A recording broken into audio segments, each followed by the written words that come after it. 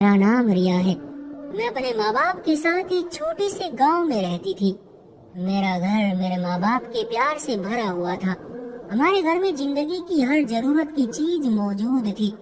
अचानक वक्त ने करवट ली। एक दिन यमराज आए और पापा को अपने साथ ले गए। हम सब तो बस रोते रह गए। पापा की मृत्यु ने हमसे हमारा सब कुछ छीन लिया। वक्त का काम गुजरना होता है, वो गुजरता रहा। हम 4 बहन भाई थे, 2 बहनें और 2 भाई। बड़ा भाई मेडिकल की पढ़ाई पूरी करके डॉक्टर बन गया। छोटा भाई अभी पढ़ रहा था। बड़े भाई की सैलरी से घर के हालात कुछ बेहतर होने लगे। उन्हीं दिनों दीदी का रिश्ता आ गया। ये भाभी के रिश्तेदार थे। ये हमारे हालात और माँ की शराफत से अच्छी तरह वाकिफ थे। उन्होंने हमसे दहेज न मांगा और दीदी की शादी हो गई और वो अपने पति के साथ अपने ससुराल चली गई। छोटे भाई ने भी पढ़ाई पूरी कर ली। उसे प्राइवेट कंपनी में नौकरी मिल गई। मेरी इच्छा आगे पढ़ने की थी, इसलिए मेरा एडमिशन कॉलेज में करा दिया गया। दीदी को स्कूल तक ही पढ़ाई नसीब हुई, लेकिन मैं खुशकिस्मत निकली और मेरा ये सपना पूरा होने लगा। कॉलेज में मेरा दूसरा साल था। मेरी क्लास फेलो ने मुझे अपने घर अपनी सालगिरह पर इनवाइट किया। मैंने माँ को बताया। उन्होंने छोटे भाई से कहा कि तुम रिया को उसकी सहेली के घर छोड़ाओ। पहले भाई के साथ बाजार गई, अपने दोस्त के लिए अच्छा सा गिफ्ट लिया और फिर भाई ने मुझे उसके घर छोड़ दिया।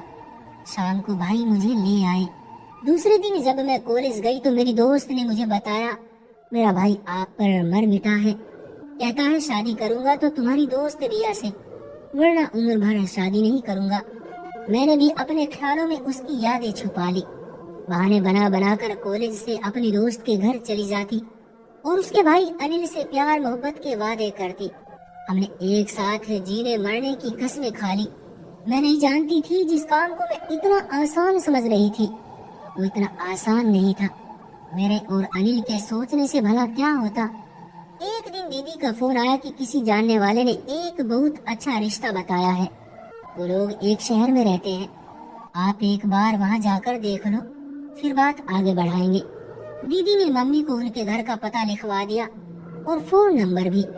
माँ और भाई दूसरे दिन लड़के वालों के घर चले गए।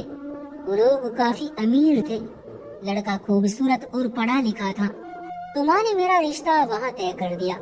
मुझे पता चला तो जी धक से रह गया। सारे सपने चकनाचूर हो गए। मैंने माँ से कह दिया कि मैं वहाँ शादी नहीं करूँगी जहाँ आप हाँ करके आई हो। मैं अपने जीवन साथी का फैसला खुद करूँगी। जिंदगी मुझे गुजारनी है, आपको नहीं। मैंने माँ को अपनी दोस्त के भाई के बारे में बता दिया। मैं उसे मोहब्बत करती हूँ और शादी भी उसी के साथ करूँगी।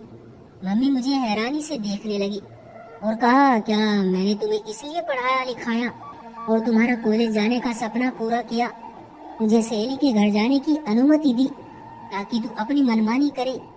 जब तेरे भाइयों को तेरे इश्क की कहानी का पता चलेगा तो क्या वो तुझे जिंदा छोड़ेंगे? तुझमें इतनी अक्ल है कि तू अपने लिए खुद अपना जीवन साथी चुने। अरे नादान, जो रिश्ता हमने तेरे लिए ढूंढा है वो किस्मत वाली लड़कियों को नसीब होता है। माँ ने मुझे लाख समझाया पर मैं ना समझी। चोरी छुपे कॉलेज के बहाने अपनी दोस्त के घर गई और अनिल से मिली और उसे सारी बात बताई।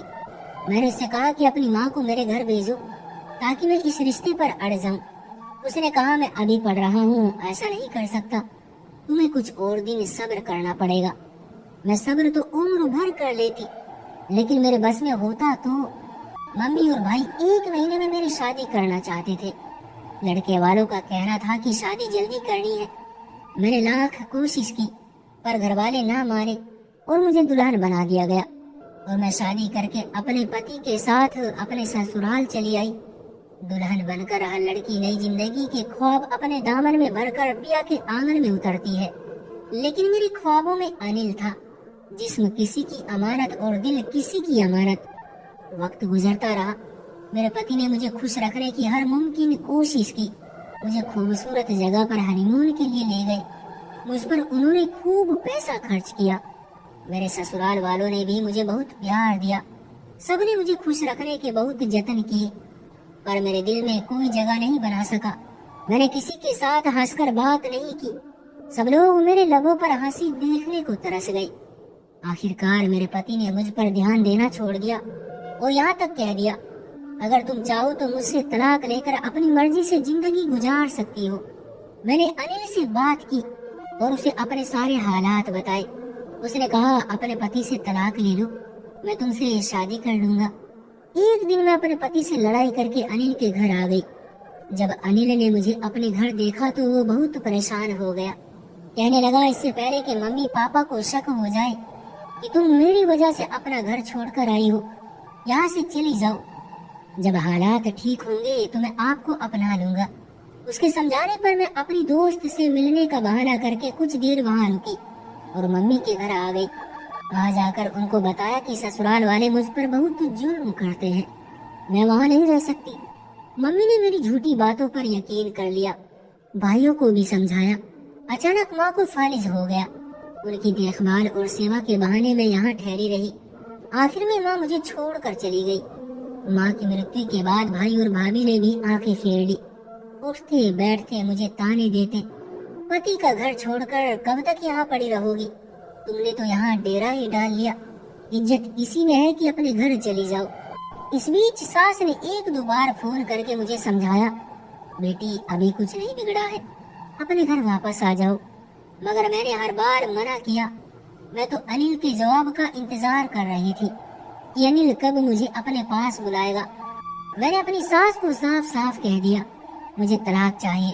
बेटी सोच लो, अभी वक्त है, ये दुनिया बड़ी जालिम है, अपने पति के घर के सिवा तुम्हें और किसी जगह सुकून नहीं मिलेगा। एक दिन भाई घर पर नहीं थे। भाभी ने मेरी बहुत बेइज्जती की और मुझे घर से निकल जाने को कहा। इज्जत के साथ अपने पति के घर चली जाओ, वरना धक्के देकर निकाल दूंगी। रहना है तो अपनी बहन के घर चली जाओ। सुबह मैंने बैग उठाया और अपनी बहन के घर आ गई। अनिल ने 1 साल रुकने को कहा था। ये 1 साल कहीं न कहीं गुजारना था। माँ के बाद बहन का घर ही अच्छा लगता है। सोचा दुख की इस घड़ी में बहन जरूर साथ देगी।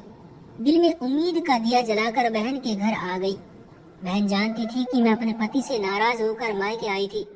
मुझे समझाने के बजाय उसने मुझे ताने देने शुरू कर दिए। खाने के लिए भी न पूछा। कहने लगी, कब तक मैं तुम्हें अपने घर बैठाऊंगी। दीदी के रवैये से साफ जाहिर था कि मैं उनके यहाँ डेरे न डाल लूं, बल्कि डेरा डालने से पहले ही मैं कहीं और चली जाऊं। ठीक है दीदी, अगर आपको कोई प्रॉब्लम है तो मैं अभी आपके घर से चली जाती हूँ। मैंने बैग उठाया और बस में सवार होकर वापस आ गई। मेरी एक दोस्त थी, सोचा कुछ दिन उनके घर ठहर जाऊं। ये सोचकर मैं अपनी दोस्त के घर आ गई। शाम होने वाली थी जब उसके घर पहुंची। मुझे देखकर वो बहुत खुश हुई। रात के खाने के बाद जब मैंने अपने आने का मकसद उसे बताया तो कहने लगी, आप यहाँ से चली जाओ। अगर मेरे घर वालों को पता चल गया कि आप भाग कर आई हो तो बहुत बुरा होगा। अपनी दोस्त के व्यवहार से भी मैं मायूस हो गई। पूरी रात रोते हुए गुजर गई। सुबह उठते ही अपने पति को फोन किया, मुझे माफ कर दो, मैंने आपके साथ बहुत बुरा किया, मुझे अपनी गलती का एहसास हो गया है, मैं वापस अपने घर आना चाहती हूँ। मेरे पति ने कहा, तुम इस वक्त कहाँ हो? मैंने अपने दोस्त के घर का एड्रेस बता दिया। मेरे पति ने मुझे माफ कर दिया और 1 घंटे बाद वो मेरे पास पहुँच गए। आते ही बोले, रिया तुम्हारे बगैर मेरा घर सूना हो गया था।